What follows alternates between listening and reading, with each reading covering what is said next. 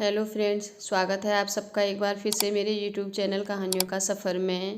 आज मैं आपके लिए एक नई कहानी लेकर आई हूँ। प्राचीन समय में उज्जैनी नगर में राजा आदित्य सेन राज करते थे।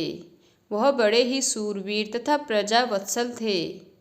एक दिन अपने कुछ सैनिकों, मंत्रियों तथा रानी के साथ वे शिकार करने को निकले। घने जंगल में जाकर एक हिरन के पीछे उन्होंने अपना घोड़ा दौड़ाया। भागते हिरन का पीछा करते हुए घोड़ा राजा समेत सबकी आंखों से ओझल हो गया। हिरन छलांगे लगाता हुआ न जाने किस झाड़ी में छिप गया। राजा का घोड़ा एक ऐसे निर्जन स्थान पर जा खड़ा हुआ जहाँ पता ही नहीं चलता था कि वे कहाँ आ गए हैं और अब किधर जाना है। उधर राजा के मंत्रियों तथा सैनिकों को बड़ी चिंता हुई कि महाराज कहाँ भटक गए।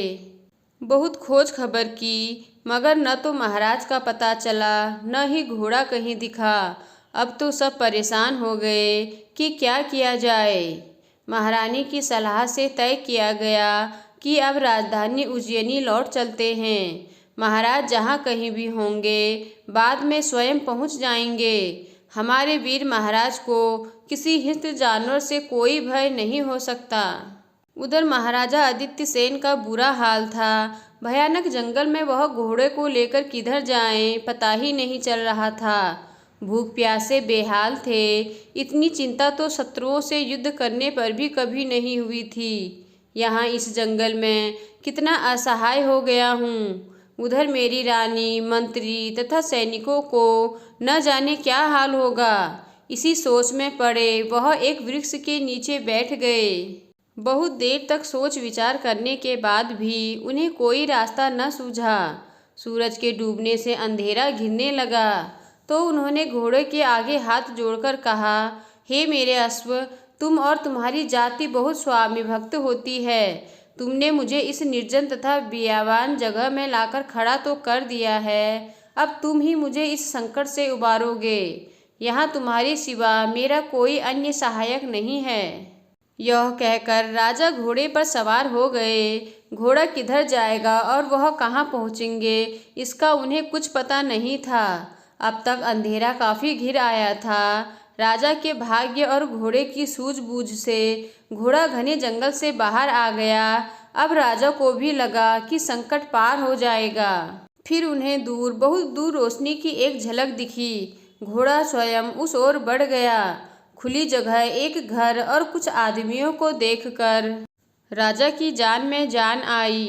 राजा घोड़े से उतरे। उस आश्रम जैसे घर के द्वार पर खड़े होकर उन्होंने आवाज़ लगाई, अरे कोई है? मैं एक भटका हुआ यात्री हूँ। मुझे रात में अपने यहाँ शरण दीजिए। दरवाज़ा खुला और एक आदमी बाहर आया। जब तक वह आगंतुक से कुछ पूछे 5-6 आदमी और भी बाहर आ गए। हाथ में लाठियाँ थी। सबने एक स्वर में पूछा, गुरुजी, कौन है यह? इतनी रात गए तो कोई चोर डाकू ही यहाँ आ सकता है। गुरुजी ने उन लोगों को शांत कर कहा, ठहरो, मैं देखता पूछता हूँ कि कौन है। यह कहकर उन्होंने दीपक की रोशनी आदित्य सेन पर डाली। भूख प्यास थकान से आदित्य सेन का बुरा हाल था। जंगल में झाड़ियों में उलझकर वस्त्र भी कई जगह से फट गए थे। चेहरे का सारा राजसी तेज समाप्त हो चुका था।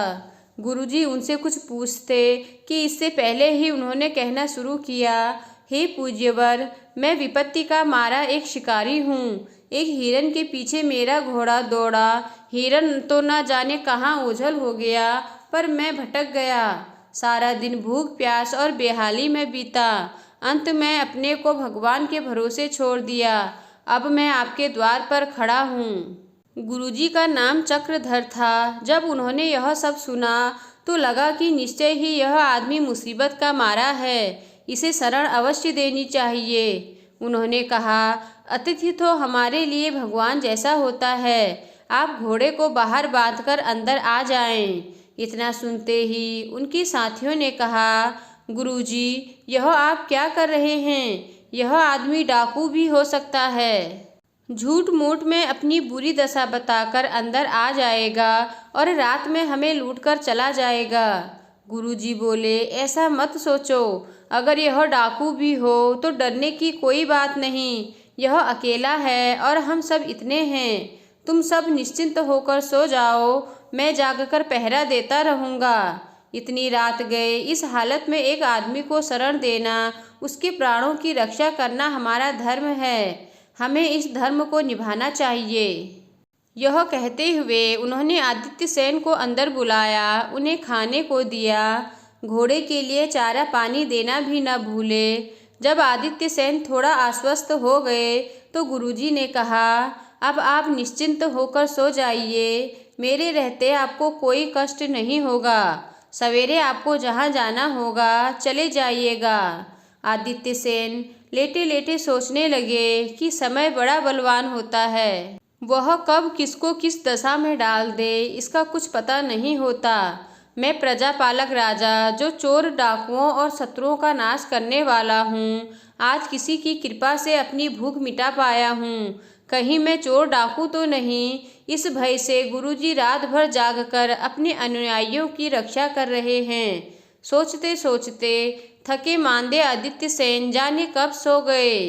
प्रातःकाल जब वे उठे तो थकान उड़ चुकी थी। गुरुजी से कहा, आपने रात में शरण देकर मुझ पर जो उपकार किया है, मैं जीवन भर इसे नहीं भूलूंगा।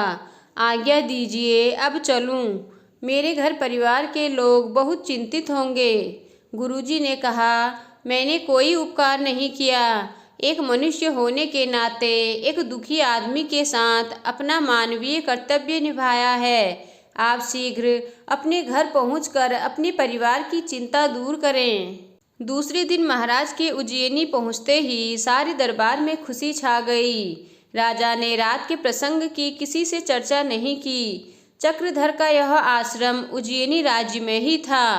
आदित्य सेन ने एक दिन अपने एक सामंत से कहा कि अमुक वन में चक्रधर नाम के एक ऋषि का आश्रम है, जहाँ वह अपने कुछ शिष्यों के साथ रहते हैं। वहाँ जाकर उन्हें संदेश दो कि महाराज ने आपको बुलाया है। दूत ने जाकर चक्रधर को जब यह संदेश सुनाया, तब चक्रधर को कारण समझ नहीं आया। राजाज्ञा का पालन प्रजा का कर्तव्य है, इसलिए दरबार में चक्रधर उपस्थित हुए। महाराज ने उन्हें तत्काल पहचान लिया, पर चक्रधर यह न पहचान सके कि यही आदमी कुछ दिन पहले एक रात मेरे आश्रम में रह चुका है। महाराज ने पूछा, गुरुजी, आपके आश्रम में कितने लोग हैं? आश्रम का खर्चा कैसे चलता है? चक्रधर ने विनय पूर्वक कहा, महाराज, 7-8 आदमी मेरे साथ आश्रम में हैं। सब दिन में भिक्षा मांगकर अपना निर्वाह करते हैं। आपके इस धन धान्य संपन्न राज्य में भिक्षा प्राप्त होने में कभी कोई कठिनाई नहीं आती। कभी कोई अतिथि भूखा आ जाए तो उसकी भी सेवा का अवसर मिल जाता है। आपके राज्य में कोई कष्ट नहीं है। महाराज ने कहा, ठीक है, अब से आप सबको नित्य भिक्षा मांगने का कष्ट उठाने की आवश्यकता नहीं है। मैं आपके आश्रम को 5 गांव दान में देता हूँ। उसकी आमदनी से आपके आश्रम का सारा खर्च चलेगा। अपनी शिष्यों की तरफ से निश्चिंत होकर अब आप हमारे दरबार में रहिए। अचानक हुई महाराज की इस कृपा का रहस्य चक्रधर को पता न चल पाया। चक्रधर दरबार में रहने लगे। उधर आश्रम वासियों को गांव की आय होने से भिक्षा मांगने से छुट्टी मिली। बिना मेहनत किए आराम से खूब धन संपत्ति मिलने पर आश्रमवासी उदंड तथा विलासी हो गए। कुछ दिनों बाद धन संपत्ति के बंटवारे के लिए आपस में लड़ने भी लगे।